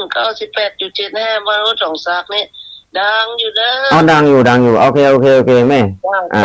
เจ้าดังอยู่เด้อเจ้าโอเคคนรู้ว่าจะอู้ไปคนเดียวนี่แหละเจ้าเจริญพรของงดสั่งงดเสียงกันนะพอดีธรรมภาพจอมันหน้าจอมันดับปกติอู้ไปเจอมันจะมีขึ้นมีหุบอย่างเดียวนะจออู้ไปดับปิ้งอย่างมหันขึ้นสักอย่างมันเอาอู้ดังก็อยู่ก่อนเนี่ยกลัวเป็นผีบ้าอู้คนเดียวนะนั่งอู้คนเดียวไผ่มาอู้ไผ่ไม่ได้ฟังสักคนไม่ได้ยินสักคนนี่นะเนาะอีดีกว่าแต่ตอนไหนถึงไหนละก็เลยบอกคนแตงที่จะไปบ้านตาบ้านใหญ่คือมหาบรรทกแล้วก็จุลบรรทกบอกคือไปคนเดียวแต่ลูกเนอะพ่อกับแม่บอกไปน่ากลัวพ่อกลัวตากับยายโคตรนะพ่อสองสามีภรรยากับป่าลูกเบาตึง2ไปถึงกรุงราชคฤห์แวะพักที่ศาลาแห่งหนึ่งพอไปก่อนจะถึงเข้าเมืองพอเข้าเมืองไปแล้วก็ไปพักที่ศาลาแห่งหนึ่งใกล้ประตูเมืองท่านแล้วก็ว่ากระจ้างให้คนไปส่งข่าวคือป่อคือแม่ว่าป่อจ๋าแม่จ๋าลูกปลาหลาน2 คนมาหาเนาะก็ฝากกรรมว่าซาดทั้งหลายที่วนเวียนอยู่ในสังขารวัฏเนี่ยสังขารวัฏฏะนี่นะอยู่ในสงสารวัฏฏะสงสารเนี้ย แล้วก็ที่บอกเคยเป็นลูกเป็นธิดากันนี่มามีมาอันนะเพราะว่าคนเฮาทั้งหลายเนี่ยที่เฮาเกิดในวัฏสงสารเป็นคำว่าสัตว์เนาะสัตว์ตึงโอ้ตึงมวลเนี่ยแต่ว่าสัตว์อะไรอย่างคนเฮาก็เป็นสัตว์ชนิดหนึ่งเหมือนกันที่เวียนว่ายแต่เกิดนะที่จะเคยเกิดเป็นพ่อเป็นแม่เป็นลูกเป็นหลานที่บ่เคยเกิดเป็นอะไรอย่างกันนี่นะบ่มีแสดงว่าเข้ามาปะกันนะมีเหตุมีปัจจัยที่ปะกันมันนี่มันก็เคยมาเป็นปีเป็นห้องเขาเหมือนกันเลยมันนี่นะเนาะเคยเกิดเป็นหมูเป็นม้าเป็นปีเป็นน้องเคยเป็นปีเป็นน้องเขาทั้งนั้นก็ว่าสัตว์ทั้งหลายเนี่ยก็วางกรรมอันพ่อแม่ได้รับข่าวของนางแล้วก็ตอบไปว่าเธอทั้งสองเจ้าทั้งสองมีความผิดนักว่าไงโอ้ผิดมาหันเฮาบ่อยากหันเฮาบ่อยากหันตึงผัวตึงเมียสองคนนี้บ่อยากหันก็เอาสตางค์เอาทรัพย์เอาทรัพย์นี่ติ๊กไปเถอะเอาทรัพย์นี่ติ๊กไปบ้านสุกอเนี้ยแต่ละอ่อนทั้งสองเอามาละอ่อนเด็กๆเนี่ยเขาจะเลี้ยงดูตากับยายเป็นคนเลี้ยงดูเนี่ยมาเขาจะเลี้ยงเนี่ยลูกสาวของธนเศรษฐีรับเอาทรัพย์เอาทรัพย์ต่างเอาทรัพย์ที่ป่อที่แม่ฮื้อที่ฮื้อมาแล้วก็เลยมอบลูกลูกบ่าวลูกของตัวเก่าถึงสองคนก็คนที่นำข่าวสารไปนำไปส่งคุณตาคุณยายเนาะอย่างนั้นคุณตาคุณยายของธนเศรษฐีเนี่ยโอ้โคตรบ้ามาอยากหันแต่ความจริงแล้วพ่อแม่เนี่ยมันก็จะได้กระตับกระขาดเนาะแต่คนเฮาเนี่ยมันมีอัตราอัตรามันสูงหันกระเจ้าเก่าหันแต่ตัวก็เป็นเศรษฐีมีวรรณะสูงแต่ว่าลูกสาวตัวเก่าเนี่ยโอ้ถูกตัวธนเศรษฐีถูกบิดามารดาเลี้ยงดูอย่างดีเลี้ยงดูอย่างเข้มงวดอยู่แต่ในปราสาทมาไปเจอเปล่าไปเจอพระจ่ายที่ไหนเนี่ยอยู่ในบนปราสาท7 จันไม่เคยเป็นเจ้าปัวไปเจอเสียบ่าวลืมนึกว่าในบ้านตัวเก่าก็มีพระจ่ายเหมือนกันมีทาสเนาะทาสดำเขาตึงก็รอน้อยก็มัวเขาก็พูดแล้วเนาะมหานไผ่นะมหานไผ่เนาะทั้งบ่าวที่อย่างแงมหล่อๆทั้งนอกมหานน่ะขังก็อยู่ดวงประแสท7 จันกว่าปรากฏว่าไอ้ธิดาของเศรษฐีเนี่ยมันมัวเมาในความเป็นสาวเนาะมัวเมาในความงามเมาถูกเก่าเป็นคนงามเป็นคนงามเหรอนะมัวเมาในความเป็นสาวเฮ้ยก็เลยเนี่ยลักลอบทำทำบดีทำคนหัวสันทวะกับทาสตกเก่าก็เลยเท่ากับว่ามหาปันถกและจุลปันถกอยู่ในฐานะของอย่างจันทานเพราะว่าวันนะแพทย์เนี่ยแพทย์คือพวกแกอย่างนี้เนาะพระเจ้าแพทย์หมอน้ำเจนะแพทย์ตัวนี้สระพอสอเสือสอสลาไม่หันอากาศแพทย์ตัวนี้แปลว่าพวกแกวันนิดทั้งหลายเศรษฐีอยู่ในชั้นสูงขึ้นแต่ถ้าแพทย์หมอนี่มันเป็นทอทหารเนาะแพทย์ตัวนี้ทอทหารยอยักษ์กรันเนี่ยแพทย์ตัวนี้แปลว่าหมอแต่แพทย์ตัวนี้แปลว่าวันนะเศรษฐีเป็น เป็นพ่อค้าวานิชนะเนี่ยก็เลยเท่ากับว่าจุลบุญมหาปันทกและจุลบรรทกนี่เกิดในวันณะจันทาน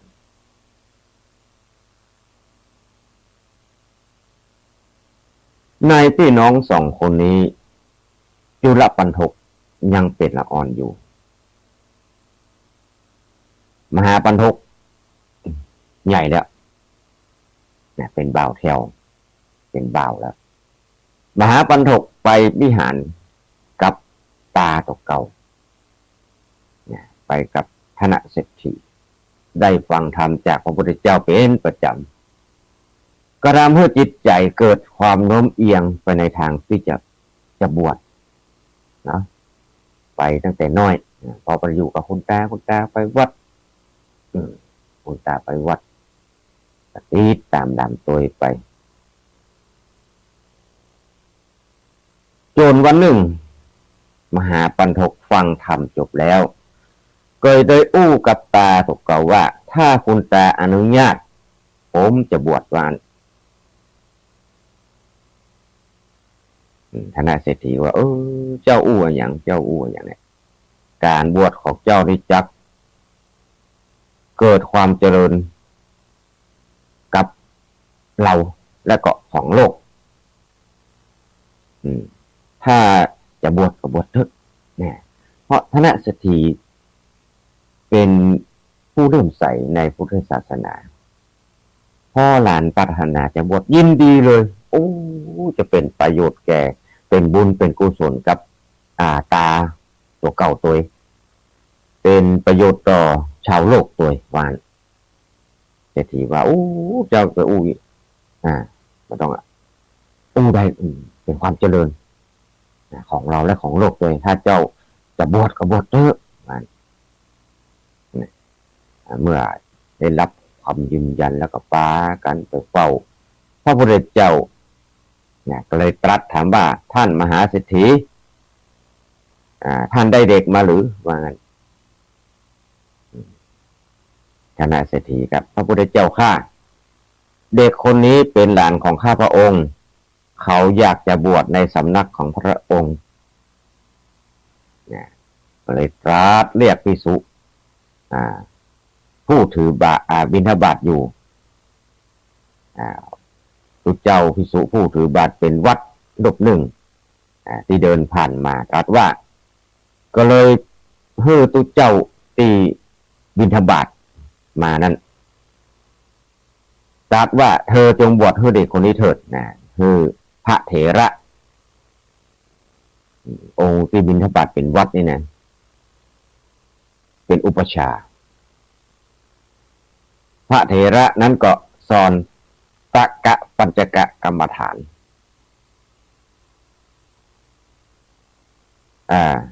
ตกะปัญจกะกรรมฐานนี่ตอนที่ตุเจ้าพระสงฆ์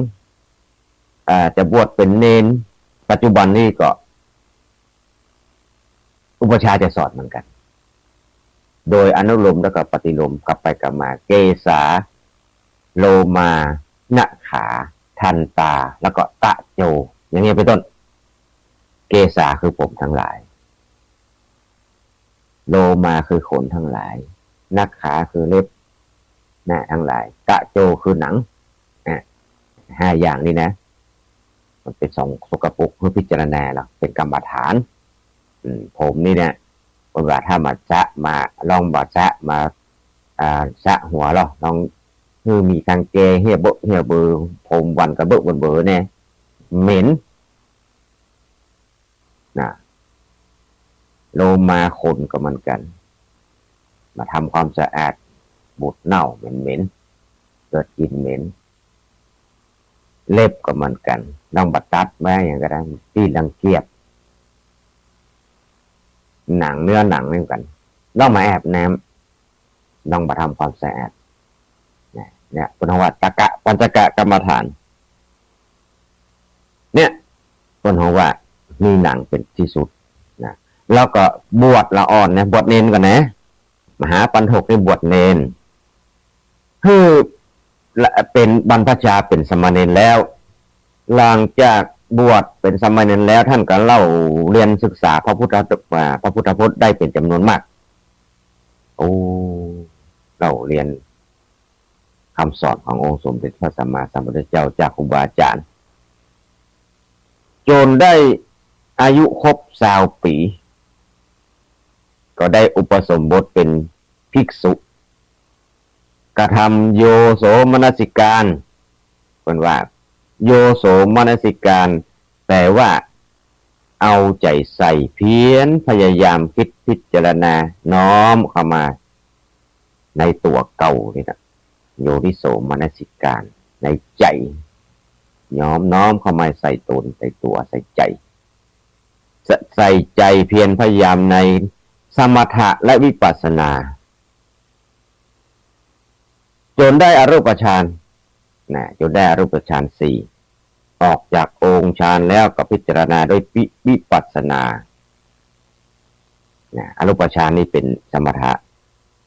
ถอนจากสมถะจากองค์ฌานแล้วพิจารณาโดยวิปัสสนาจนได้บรรลุพระอรหันต์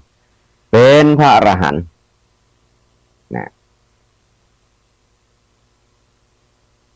คนเราว่ายกจากสมถะจากอรูปฌานออกจากอรูปฌาน 4แล้วก็พยายามยกจิตขึ้นสู่วิปัสสนาอย่างนี้เป็นพระอรหันต์ได้เป็นอายุสาวบวชเป็นตุเจ้า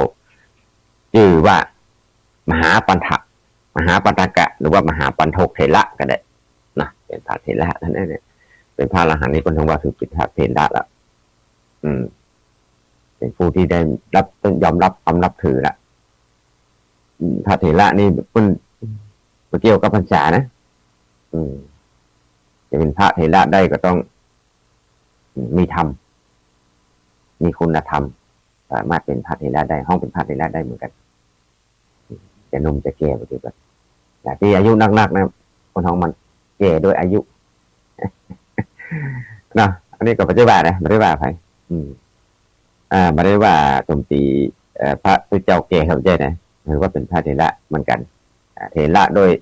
พนวัยรัตตัญญูอายุผ่านโลกมานักมีอายุนักโดยผ่านโลกมานักโดยประสบการณ์เยอะเป็นพระเถระแต่ว่าถ้าถึงมาบวชเมินก็ได้แต่มาได้มีจิตใจมีคุณธรรมเป็นพระเถระก็ถือว่าเป็นพระผู้มีอายุนะ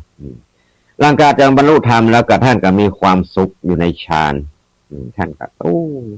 เป็นมีได้ฌานเนาะได้ฌานสมาบัติแล้วก็ได้เข้าฌานสมาบัติพ่องอย่างเนี้ยฌานเข้าฌานสมาบัตินี่นอกจากพระตั้งแต่พระอนาคามีไปนะถึงเข้าฌานได้นะเข้าฌานเข้าไปทั้งวัยนิโรธสมาบัติเนาะเข้านิโรธสมาบัติตั้งแต่สกิทาคา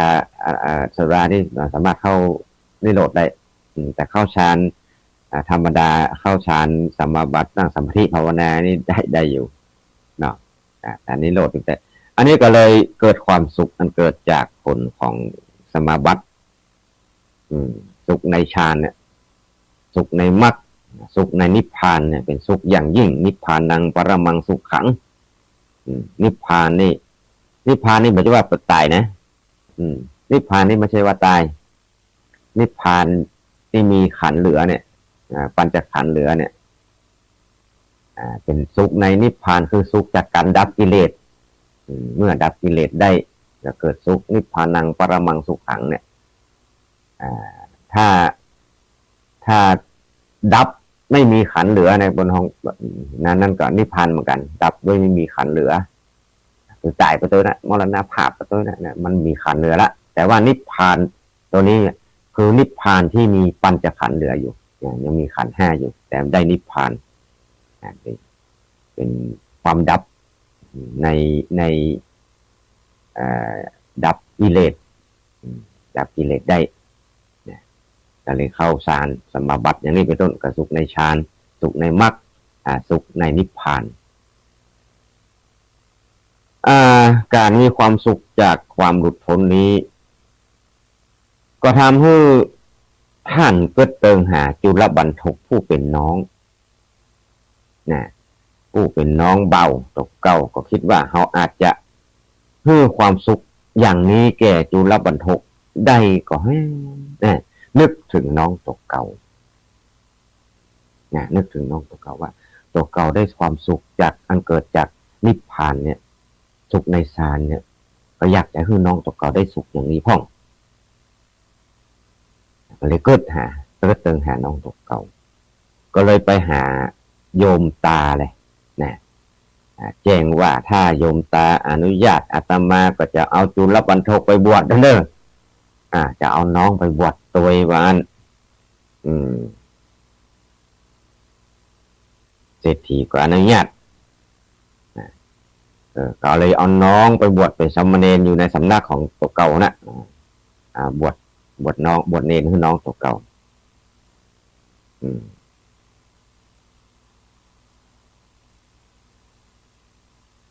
อันนี้วันหนึ่งท่านก็มาพิจารณาถึงข้อปฏิบัติตั้งหลายที่คือบรรลุที่แล้วมาที่ปฏิบัติมาพิจารณาก็เกิดความสุขความดีใจเกิดสมนัตว่าเฮานี่ที่ปฏิบัติที่แล้วมานี่จนบรรลุเป็นพิจารณาข้อปฏิบัตินะที่แล้วมาทำให้ท่านได้เป็นบรรลุอรหันต์เนี่ยก็เลยมาลำพึงเป็นคาถากล่าวเป็นคาถาว่าเมื่อเราเห็นพระศาสดา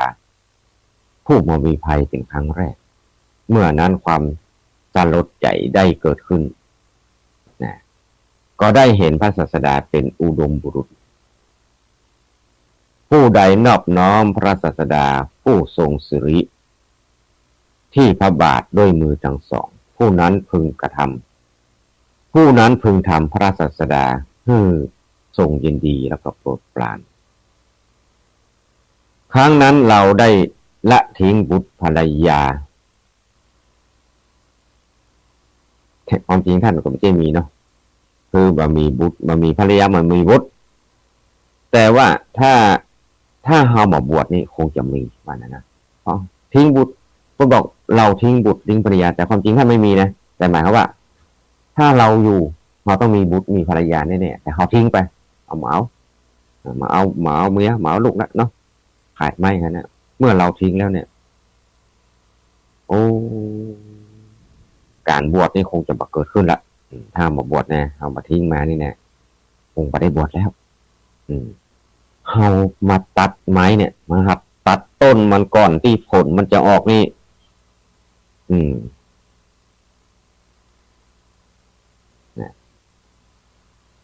ถ้าเราอยู่ถือทรัพย์อยู่ยังปลูกข้าวปลูกน้ำอยู่เนี่ยถ้าแบบว่าปองผมถ้าแบบโปงผมและโกนหนวดออกบวชเป็นประชิตเนี่ยถ้าจะลาสิกขาแล้วเนาะเฮานี่เป็นผู้ถึงพร้อมด้วยสิกขาและสาชีพหมายถึงว่าการเลี้ยงอาชีพเลี้ยงอาชีพในการที่เป็นผู้เจ้าเนาะประพฤติปฏิบัติตามที่ข้อบัญญัติที่พระพุทธเจ้าได้ทรงบัญญัติไว้เนี่ยเฮาสำรวมดีแล้วในอินทรีย์ทั้งหลายเราถวายบังคมองค์สมเด็จพระสัมมาสัมพุทธเจ้าผู้ไม่พ่ายแพ้ต่อมารคนกล่าวเป็นคาถานั้นความตั้งใจความปรารถนาของเราสำเร็จแล้วเราไม่ได้นิ่งเฉยแม้เพียงครู่เดียวเพียรพยายามตลอดเมื่อเรายังถอนลูกศรเนี่ยแต่เมื่อเรายังถอนลูกศรคือตัณหาขึ้นมาได้ขอจงดูความเพียรความบักบั่นของเราผู้มีความตั้งใจอย่างนั้นหมายความว่าพระมหาปันทกมีความเพียรถ้าบ่ได้ถอนลูกศรบ่ได้ถอนตัณหาได้ก็มีความพอความเพียรของเรานี่ดูความเพียรของความบักบั่นของเราเนี่ยที่มีความตั้งใจเนี่ยที่คนได้บรรลุวิชา3เนี่ยคำสั่งสอนของพระพุทธเจ้าเนี่ยคนว่าคนทำสำเร็จแล้ว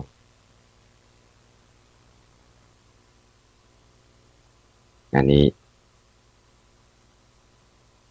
เพิ่นเป็นพระอรหันต์แล้วก็เอานี้กันแล้วก็เลยมาสอนน้องตกเก่านะในอรรถกถาเพิ่นเล่าว่าธนเศรษฐีอนุญาตให้หลานชายทั้งสองบวชโดยง่ายเพราะว่ามันมีหลายอย่าง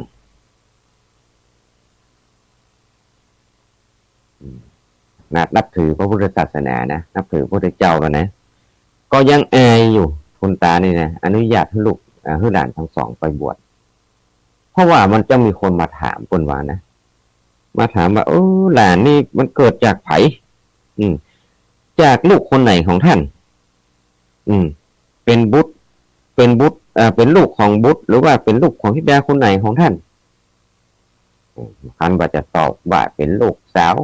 เป็นลูกของลูกสาวที่นี้ตัวทาสก็ตอบว่าได้เวลาหลานไปบวชก็เลยญาติเนาะแล้วแหมยังก็นับถือพุทธศาสนาด้วยเนาะเป็นประโยชน์เหมือนกันพอจะไปพอเรื่องอาจจะเนาะ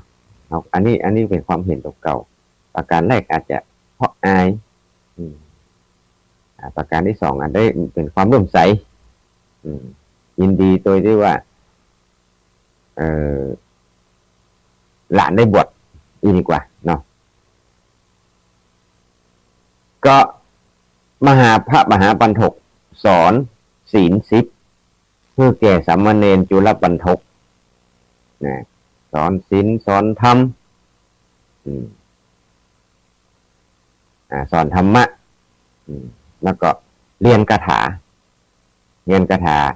อันเป็นคาถาภาษาบาลีเนาะสมาภาพก็เขาว่าไปก็ถึงบอกเข้าใจได้แต่ว่าเปิ้น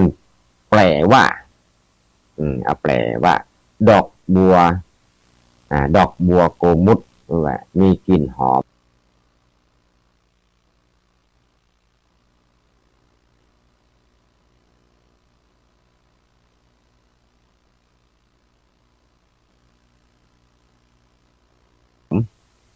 บานแต่เช้ามีกลิ่นไม่ปราดไป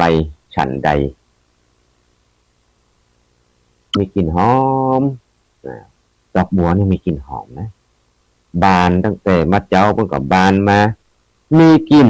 ตลอดบ่ปราดไปหมายว่ามีกลิ่นมาหายดอกบัวนี่มีกลิ่นมาหายจะสอนน้องตกเก่าว่าพระอังคีรสะหมายอาจจะหมายถึงองค์สมเด็จพระสัมมาสัมพุทธเจ้าเนี่ยมีรัศมีพอแผ่ออกจากกายนะมีรัศมีสัพพันธรังสีแผ่ออกจากกายนะของพระอังคีรสะออกจากกายของอาจจะหมายถึงพุทธเจ้านะพุทธเจ้าเป็นผู้รุ่งเรืองอยู่เป็นเหมือนเปรียบเสมือนพระอาทิตย์ส่องแสงในกลางวันกลางหาวอยู่กลางท้องฟ้าเนาะฉะนั้นสอนธรรมะเป็นคาถาสอน10สอนนั่งสอนคำสอนตัวให้เนาะท่องอย่างละ1คาถามี4บทเนี่ยดีคือเนี่ยท่องที่แปลไว้นะเป็นภาษาปัทมังนะปัทมังยถาโกกนุทธังสุขันธังอยู่เนี่ยเป็นภาษาบาลีสอนกรรม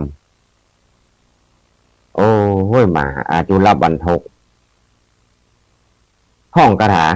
ที่เฮียนมาก็ลืมนะเวลาเฮียนก็ลืมเนี่ยต่อมาก็มันนักกันไป4บทก่อน1คาถามี4บทเอาเฮียนไปเป็นร่วง4เดือนก็ยังเฮียนท่องมาได้สงสัยจุลปันถกนี่สมองให้ทึบหน่อย1คาถา4บท4เดือนยังไม่ได้เปล่าในกี่โมงแล้ว35 นาทีเป็นจุลปันถกเป็นคนปัญญาปึก 4 เดือนก็บ่ได้ก็เลยเพราะว่าปัดพญาปึกเพราะอย่างต้นว่าสมัยในอดีตชาติเนี่ยเพราะในอดีตเนี่ยเคยดูถูกไข้หัวใส่ไข้หัวไข้หัวเป็นว่าหัวเลาะเยาะพิสุที่เปิ้นมีพิสุเขารูปหนึ่งในสมัยพระพุทธเจ้าจุวกัสสปะพอไข้หัวใส่ตัวเจ้านะเปิ้นคล้ายว่าเปิ้นบ่าไข้ฉลาดนี่เนาะเปิ้นเขามันปัญญาปึกก็ไข้หัวใส่เปิ้นในอดีตชาติในสมัยพระพุทธเจ้าจุวกัสสปะเนี่ยเปิ้นอาจจะเป็นคนสมัยนั้นก็ทำให้ตัวเจ้าที่โดนหัวเราะเยาะนั้นเลิกเรียนหนังสือไข้หัวใส่เปิ้นก็เลยหมดใจเรียนที่จะเล่าเรียนก็เลยเลิกไปเนี่ยไปไข้หัวใส่เปิ้นระวังเด้อเวลาเปิ้นแง่วแกเวลาเปิ้นเนี่ยยังบ่ถูกบ่เถือแกเนี่ยบางทีดูถูกตุ๊เจ้าตุ๊เจ้ามันบ่ใช่ว่าพอบวชแล้วจะฉลาดเหมือนกันก็คนจะเทศเก่งเหมือนกันก็คนตุ๊เจ้าเปิ้นกำลังเทศกุมะมะไข้หัวใส่เปิ้นนี่แน่ระวังเด้อเกิดจัดแน่จะพญาปึกนะได้นะมันนี่ไปหูอยู่ได้มันนี่เพิ่นอาจจะเป็นผู้ได้ฌานก็ได้เนาะปัญญาปึกคนปัญญาปึกไปไข้หัวใส่เปิ้นไปหัวเลาะเยาะใส่เปิ้นบางทีไปหาตุ๊เจ้าท่องหนังสือเป็นปีเป็นเดือนแต่ท่องบทเดียวก็ยังบ่ได้นี่นะว่าคนเฮาว่าบุญมันจิตเอากันนะอดีตชาติได้ระวังเด้อไปดูถูกตุ๊เจ้าหนุ่มเน้นน้อยนะมันแน่เนาะไล่เลยมหาบรรทกไล่กับเนไล่เนนกล่าวกับเนนว่าโอ้จุลบรรทกไหน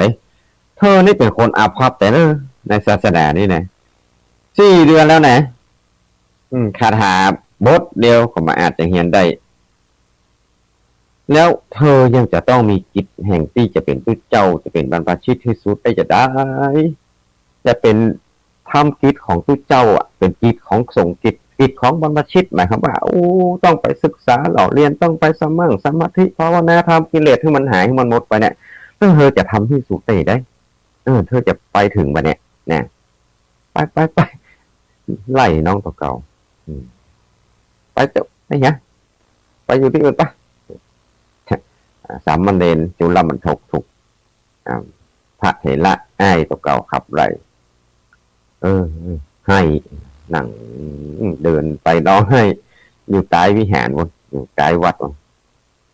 บนห้องวันใต้พระวิหารในชีวกรรมพวัน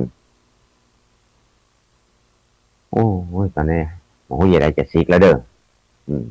เนี่ยหนังสือบทเดียวก็บ่ได้จะซีกแล้วครับเนี่ยให้ซีกจะเป็นคารวาสนะแต่ก็ยังมีความผูกพันในเพศบรรพชิตมีความผูกพันในเป็นตุ๊เจ้าเป็นเนนอยู่ขณะนั้นคนรับใช้ของหมอชีวกกุมารพัฒน์นะขณะนั้นนะมีคนรับใช้ของหมอชีวกกุมารพัฒน์ที่เป็นหมอประจำตัวขององค์สมเด็จพระสัมมาสัมพุทธเจ้านะเข้ามาในวิหารนั้นบางคาถาก็บอกว่าหมอชีวกไปนิมนต์คนเดียวก็ได้ก็มีนะที่ว่าบางคาถาธรรมบทบางบทว่าคนรับใจหมอชีวกบอกคนรับใจมานิมนต์บางมาในธรรมบทบอกว่าชีวกไปนิมนต์เองแล้วก็เข้าไปหาพระมหาปันทกผู้ทำหน้าที่นิมนต์อันนี้หมายความว่า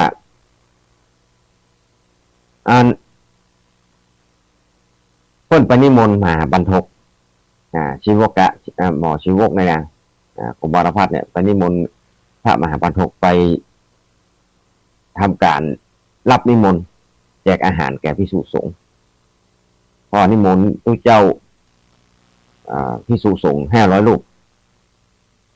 ก็พระฮือพระมหาปันทกเป็นคนกล่าวเป็นคนแจกพัดวานกันเนาะก็บอกว่าเรารับนิมนต์หมด500 รูปเนี่ยแต่ยกเว้นจุลบรรทกเนอะอ่านได้ยกเว้นน้องตกเก่าไม่กินพอเข้าใจว่าในระยะเวลา4 เดือนเนี่ยเฮียนหนังสืออันท่องบทธรรมะบทเดียวเนี่ยคาถาบทเดียวมาจบจุลบรรทกได้ยินกรรมแล้วก็เกิดเสียใจเนาะน้อยใจเลยมาเจ้ามาก็คิดจะสิกละคิดจะสิกอันนี้จะเขาก็ไปเล่าเรื่องจุลบรรทกทีหลังพระเจ้าวันเฮียนหนังสือมันแยกกันกับเอาผ้าขาวนะกันเนาะคนเอาผ้าขาวมาให้รูปนะกันเนี่ยก็จะมาไปทำคาถามเลยราชโชยะละหานังราชังหาติอันนี้เนี่ยจะได้อาจจะผิดพลาดได้เนอะข้อนี้ก็นึกอยู่แต่เดียวผิดพลาดคาถาเนี่ยพระพุทธเจ้ารูปผ้าขาวรูปผ้าขาวในผ้านี่ขาวเนาะถ้าจะแปลว่าไงราชโชละหานังราชังหาติเนี่ยหาราตินี่นะผ้านี่ขาวเนาะรูปผ้าขาวเกิดอย่างก็เกิดจุดสีดำพอรูปไปขี้ไข่กันอย่างกันเนี่ยมันดำโอ้ผ้าขาวนี่เปื้อนแล้วเนาะเนี่ยเกิดสติเกิดสมาธิทันทีเลย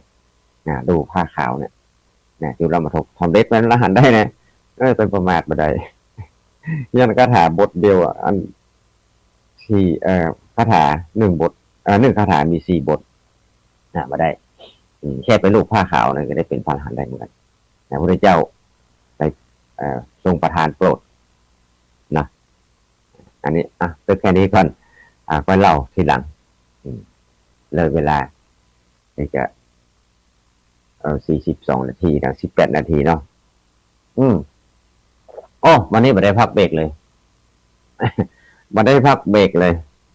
จะได้ขอเวลา3 นาทีเอาเวลา3 นาทีขอเวลา3 นาทีเนาะจะเข้าห้องน้ำก่อนเมาเนี่ยเลยลืมเข้าห้องน้ำห้องท่านะมันเล่าถึงมหาปันทกพี่ชายเป็นพระอรหันต์เอาน้องเบามาบวชน้องเบาภาษาปึกพญาปึกที่ว่าเคยไปอย่างก็เคยไปให้หัวเราะเยาะทุกเจ้าในสมัยพระเจ้าเข้าใจกันทุกสิ่งอย่างจะมาแก่ถึงไปได้ไปกันลืมมันเก่านะพระเจ้ากัสสปะพระเจ้าชื่อกัสสปะจะมีจะสิ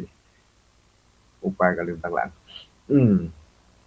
ขอเวลา2-3 นาทีเข้าห้องน้ำแป๊บนึงเนอะยอดโยมเลยฟังเพลงอันธรรมจักรวรรดิสุขไปสัก2 นาทีไปได้เนอะก็ได้จะมารับเสียงรับสายเนาะในท้ายรายการ